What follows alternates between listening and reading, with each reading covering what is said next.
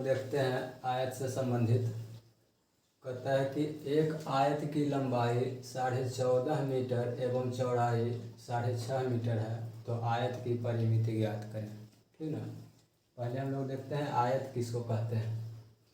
आयत ये 2 dimensional shape है, जिसमें एक लंबाई होता है और एक चौड़ाई होता है। ठीक ना। इसको अगर हम परिभाषित करें तो क्या कहेंगे कि वो ऐसा चतुर्भुज जिसमें आमने सामने की भुजा बराबर तथा चारों कोण समकोण हो। आमने सामने की भुजाएं बराबर होती है और चारों कोण समकोण। ठीक ना। अब कहता है कि इसमें परिमिति ज्ञात करें, तो परिमिति किसको कहते हैं। परिमिति ये जो बाउंड्री है, ये जो घेरा है, इसको परिमिति कहते हैं। और बीच वाले भाग को क्षेत्रफल बोला जाता है, एरिया बोला जाता है। तो हमको आयत की परिमिति ज्ञात करना है। तो आयत की परिमिति का सूत्र होता है, आयत की परिमिति, इसमें ये दोनों बराबर होते हैं और ये बराबर इसके होते हैं, और यहाँ ये सभी जो कोण होते हैं वो सब 90 डिग्री होते हैं। ठीक है। आयत की परिमिति वह होता है 2 इंटू लंबाई प्लस चौड़ाई। 2 इंटू लंबाई प्लस चौड़ाई। आयत का क्षेत्रफल भी देखो। आयत का क्षेत्रफल बराबर होता है लंबाई गुना चौड़ाई। लंबाई गुना चौड़ाई, इसमें दोनों का गुणनफल होता है क्षेत्रफल में। ये वाला भाग निकालते हैं। और परिमिति या परिमाप भी इसको बोला जाता है।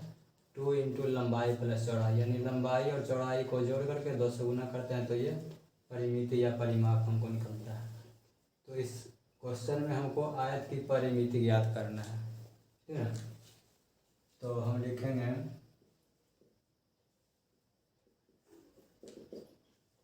दिया गया है आयत की लंबाई बराबर 14.5 मीटर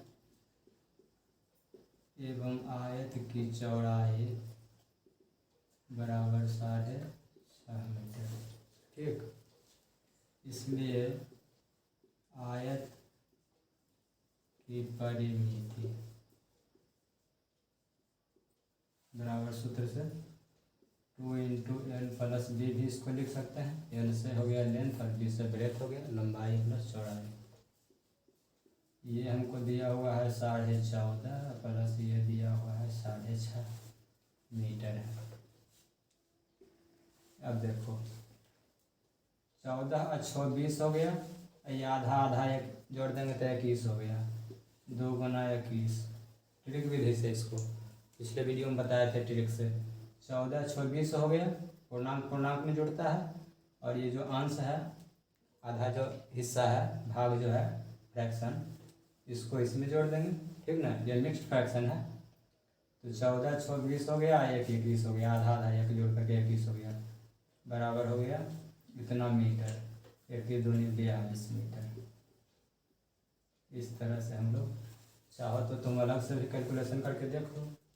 14.1/2 और 6.1/2 है ना। इसको कैसे बताए थे। 14 प्लस 6 को अलग कहते जोड़ने के लिए, और 1/2 प्लस 1/2 इस ढंग से जोड़े थे पिछले वीडियो में। ये हो गया 20 प्लस इधर ये हो गया LCM 2, 1 + 1 हो गया 20 प्लस ये हो गया 2/2, ये हो गया 21। देखो 20 प्लस 1 21 आया कि नहीं आया, है ना। इसी को हम लोग डायरेक्ट यहाँ पे लिखें ट्रिक विधि से। ट्रिक को याद करने से ही सब फायदा होता है। इतना जो हम लिखे कैलकुलेशन किए, डायरेक्ट यहाँ पे लिख दिए, समय का बचत हुआ। तो इस तरह से हम लोग ट्रिक का भी इस्तेमाल करके समय बचा सकते हैं। ठीक है। देखते हैं नेक्स्ट क्वेश्चन।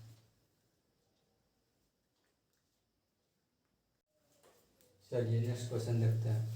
कहता है कि एक आयत की लंबाई 3 गुनी एवं चौड़ाई आधी गुनी कर दी जाए, मतलब कि आधी कर जाए, तो परिणामी आयत का क्षेत्रफल एवं मूल आयत के क्षेत्रफल का अनुपात ज्ञात करें। क्षेत्रफल का अनुपात पूछता है, ठीक ना। एक आयत है, उसकी लंबाई को तिगुनी कर दी जाती है और चौड़ाई को आधी कर दी जाती है। 1/2 गुनी का मतलब कि आधी कर रहा है। तो कहता है कि परिणामी मतलब कि जो नया हो गया उसका क्षेत्रफल एवं मूल आयत के क्षेत्रफल का अनुपात ज्ञात करें।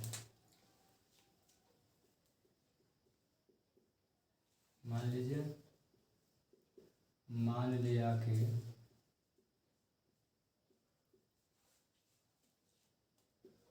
मूल आयत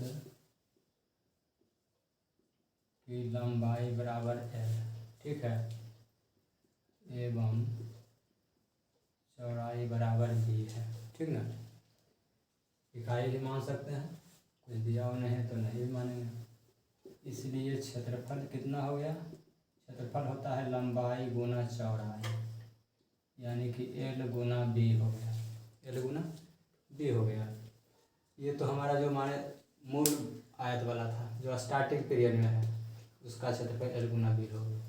अब कहता है कि इसकी लंबाई 3 गुनी और चौड़ाई आधी गुनी कर दी जाए प्रश्न से।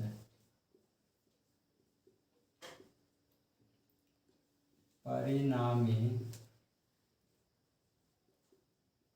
आयत की लंबाई कितना हो गया, 3L हो गया, 3L एवं चौड़ाई हो गया 1/2। B का मतलब हो गया कि B बटा आप 2 भी लिख सकते हैं या 1/2 भी लिख लीजिए, बात बराबर है। इसलिए क्षेत्रफल हो गया 3L गुना B/2। कितना हो गया परिणामी आयत का, ये जो नया आयत है उसका। अब इसलिए अनुपात निकाल लीजिए। इसलिए अनुपात बराबर क्या होगा, परिणामी आयत पहले लिखा हुआ है तो परिणामी वाला पहले लिखेंगे और मूल आयत बाद में है तो मूल वाला बाद में लिखेंगे। 3LB अब बटा 2, इसको आप 3LB/2 भी लिख सकते हैं। अब बटा हो गया ये LB